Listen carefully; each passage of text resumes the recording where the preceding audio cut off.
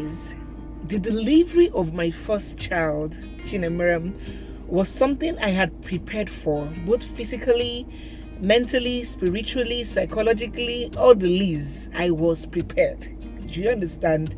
Before I took it, I was working out, and even after I got pregnant, in case you guys don't know, I just joined marketing in a bank in Port Harcourt, which was a new city to me, so I was always moving around. So I was physically active, I was exercising, I was taking my routine drugs every day. Like, I did not miss it. Apart from the routine folic acid and stuff that the hospital gives, I still buy expensive routine drugs. I was praying every day, covering myself and my child in the precious blood of Jesus. There was even this book, Supernatural Childbirth. I think that's the name. If you know of that book, drop in the comment section. Like, it's always highly recommended for pregnant women. I don't know if it was my mother-in-law or my sister-in-law that got me that book, but every day I will read it, fortify myself spiritually. I was ready. I was young, just about 25 years old, so there was absolutely nothing stopping me from having a smooth delivery like the Hebrew woman. I was very ready. I was confident. I know that God had my back. I had prayed my rosary. Everything was just, on point. I was ready. Nothing prepared me for the experience that I eventually had. So this fateful day, I had gone for antenatal. I was about 40 weeks pregnant, 40 weeks, and this big head just refused to be evicted from the big brother house. He remained there like Deji. Even when he was called to evict, he didn't want to leave the comfortable 3-bedroom apartment that he was enjoying. So when I went for antenatal, the doctor checked me like, why hasn't labor come now? He now kind of used finger to open my medical people. You will know the name. I don't know the name. I'm a lawyer. Opened the cervix. I don't know what he did, and I started feeling pains, and that was how contraction started. So from the hospital, I went back home. He told me that if the labor comes, I should just return with my bag and stuff. So I went back to work. Yes, I came from the office that day. I went back to work. I walked in the office. I was just feeling pains, just like menstrual pain, but more intense. So, so I knew that these contractions were coming. And of course, I've done my research, and most women, from my findings, do not go when it just starts. They usually wait until it's, you dilate to your 8 centimeter, when you're almost done.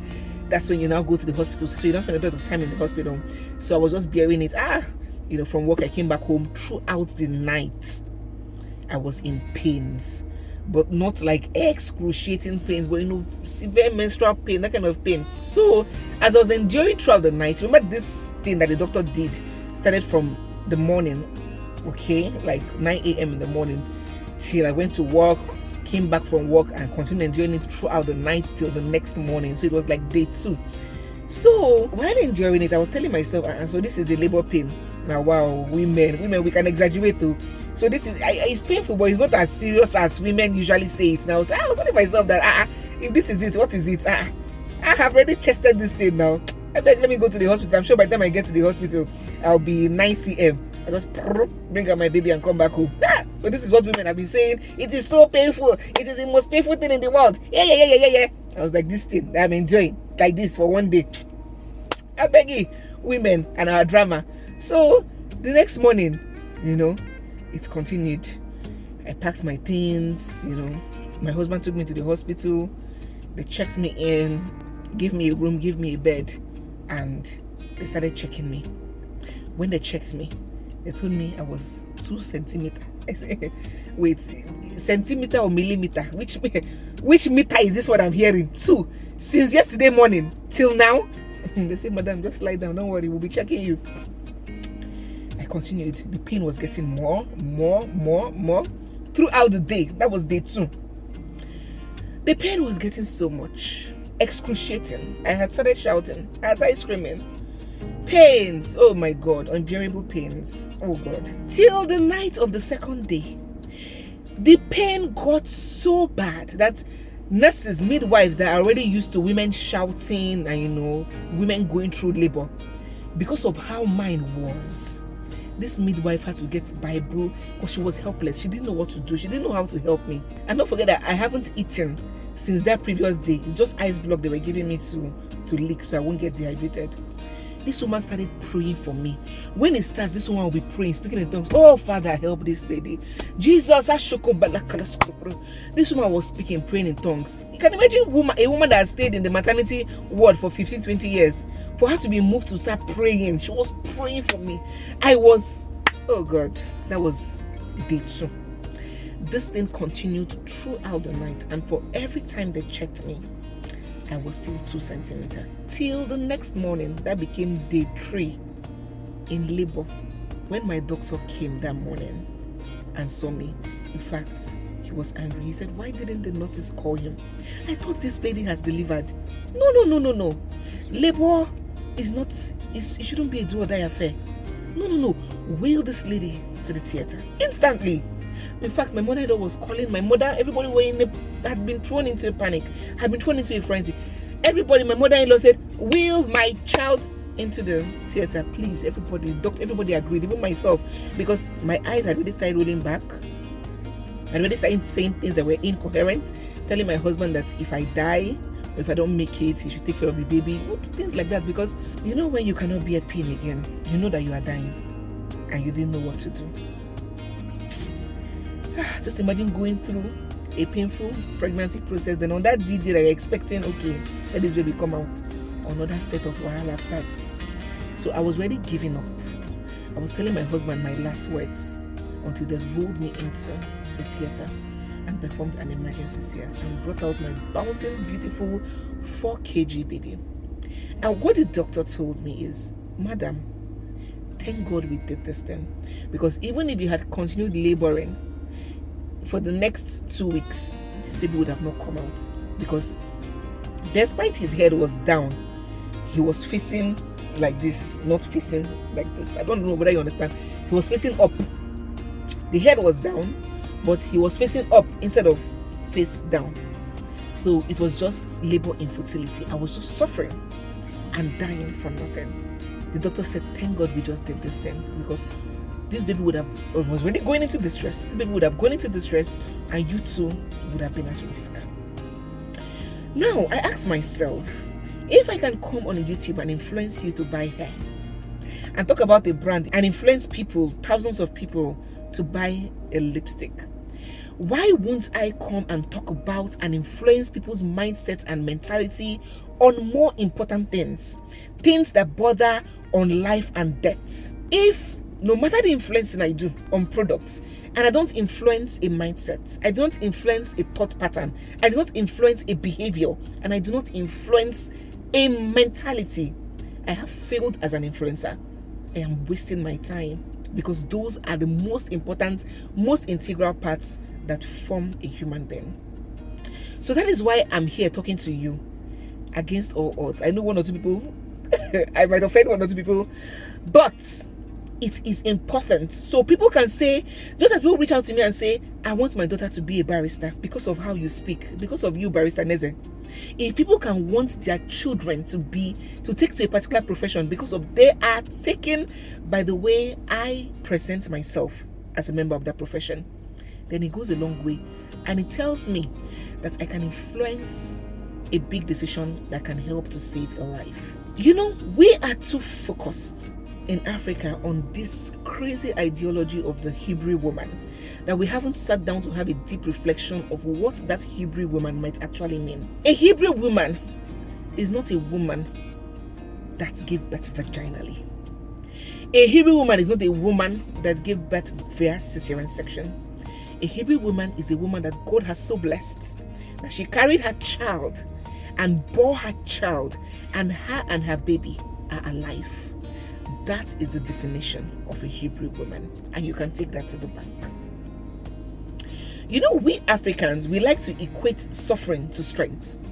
You see a woman that has endured an abusive marriage, 30 years of husband beating, financial deprivation, torture. Say, that woman is a strong woman. She's strong, a strong woman. Anything that has to do with pain and anguish, we associate it to strength. But that is a sick mentality. It also plays in this labor and delivery thing. When a woman goes through labor, suffer, even if her life and that of her child is at risk, they equate it to strength. Is that strength? or stupidity, risking the life of your child and yourself. I remember when I went through that procedure and I came out. And when people come and they ask me, oh, what was your experience, your labor experience like? First time mom, how far? And I said, I had a cesarean section, proudly, with my full chest. It offended some people, some family members. Like, why must you tell me? Shh, shh. The culture of silence killing us. The culture of silence killing us. That culture that makes a child going through molestation not to speak up. That culture that makes a woman being raped not to talk. That culture that makes a man being abused in his marriage not to speak. The culture of silence is the culture that we must break. That culture is a killer. So when you associate shame to a particular thing, not only are you killing the morale of that person that experienced this, you are setting a trend and a precedent to others that this thing is a shameful act. And more women will turn away from taking that option because it's already associated with shame. If more women come out to boldly, just as women that have vaginal births say their experience, more women that have cesarean births come out and boldly say their experience without their families trying to shut them up, without them themselves feeling embarrassed that they had to have a surgery instead of going through the natural way. Natural. You are killing the next person. Mommies, that is uncles, husbands. If you will keep shutting your wife up for her not to speak about her cesarean experience, you are painting into the next girl that there's something shameful about that experience, and you are putting her at harm's way, because when the chance for her to make that decision comes, she would rather go to and take the path of the unshameful way, even if it kills her and her baby. What is wrong with us? What is wrong with us as Africans? We over-faith, over-Christianize, over-religiousize, pardon my English because I'm saying it however it comes out. I don't care. I don't want to be dictionary correct today. We put too much emphasis on religion and we pay little mind to common sense. Common sense that God has given us. If God didn't want us to make use of our senses, he would have given us the IQ of animals, but he gave man a higher IQ. And the sooner we start to realize that science is a miracle from God and embrace it when necessary, the better for us. I'm angry. I'm angry because I know, I have felt the pain of the 9 months journey.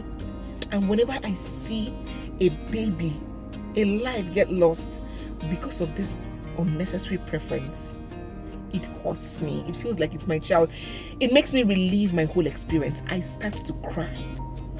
Shit happens. It's possible that it might not be your fault and it will go a certain way, but do you know the guilt they are going to live in knowing that it was your fault that such a thing happened, that you would have averted it, but you wanted to hold on to faith. Hold on to faith even when God is showing you a way out. Every day we wake up and we pray. We're supposed to pray. As we pray for the gift of life and gift of love and gift of children, family, we should pray for the gift of science. Through science, a lot of women that would have not had children ever in their lives are having children now. Through science, a lot of women that have been going through problems in their marriage because of male child, oh, my husband wants male child, is a chief, they're having male children. Science is a gift from God, and the sooner we embrace it, the better for us. Why are women still putting themselves and their children at harm's way, even when it has been scientifically and medically advised that this is a better route? You still try the other one because you want to be what? A Hebrew woman. And you end up losing your life or losing your baby. How will you sleep at night knowing that there was an option that you refused to take? It's painful. There was a story I heard of a lady that was carrying twins, and unfortunately these babies passed in her womb, and she went to the doctor. The doctor told her that these babies have passed. They held her hostage to go remove the baby. She said she's coming, let her get to the car. This woman sped off and ran to church, and she went with faith and took the dead baby home, sick, but she was speaking in tongues, faith that the babies will come back to life. Apart from losing the babies, she lost her life. Why are we being so blinded? These men of God, God bless them, that overemphasize this faith, when they are ill, they fly to the best hospitals. best center of excellence all over the world, US, UK, to get the best treatment, while you would be at risk and you don't want to use your common sense. You don't want to take the practical solution in front of you. You are being encouraged to hold on to uncertainty when there's a certain route of escape for you. Why? Having a cesarean birth does not make you any different. It does not make you less of a woman. It does not change. In fact, that baby now, if I go up, strangers come to me and say, your child is so well, so hardworking, so strong, so big, so well, chubby, sweet. He's the eyes of the town. He is a beautiful sight to behold. Is it pasted on anybody's head? I'm a CS child or I'm a CS mother. Would they give you tribal marks when you come out of the theater to identify you? What is the problem? Why are we creating problems for ourselves when there's no problem? I want to bring this video to an end, not because I don't have so much more to say, but because I don't want to drag this video any longer. If you've had a CS, do not ever be ashamed to say it out. Do not whisper. Do not say it under your breath. Do not feel different, because that way you not only undermine yourself, you discourage the next woman. If you are that type with loose mouths, watery mouths, that run down or talk down on women who have had cesarean births, I would say God bless you. He would bless you to have sense. He would bless you with wisdom. Stop it. If you're a husband that you see that your wife's best option is CS, but you come out with your dirty mouth and say, we don't have CS in our family, doctor, let her try, and you put this woman through excruciating danger and pain, receive sense. And if you're a mom or a mother-in-law that always tells your child to be silent about her CS birth, but if it's a vaginal birth, you'll be happy for her to share it with her friends, but if it's a cesarean birth, you attach shame to it. Stop it. You're not helping the next woman. All births are births. All children are children. There's nothing like a natural birth, and when you hear natural birth, the opposite is unnatural. I gave birth naturally. No. All births are natural. All births are God ordained. It's either you had a vaginal birth or a cesarean section. They are both God ordained. And if you're a young lady who has not put to bed and you have this perception that it must be vaginal, have a rethink. Have a change of mind. Accept whatever pattern is best and safe for you at that time. Do not jeopardize your life and the life of your child because you want to be a Hebrew woman. As I said, a Hebrew woman is that woman whom God has blessed to take in, carry her baby, bear her child, hold her child in her arms, and have her child suckle her breasts, and they both come out of the hospital alive. That is a blessed Hebrew woman. I hope I've been able to talk some sense into so many of us. And may God continue to bless us with wisdom, knowledge, and understanding to make the best choices. Thank you so much, guys, for watching. It's me, your girl, Barrister Neze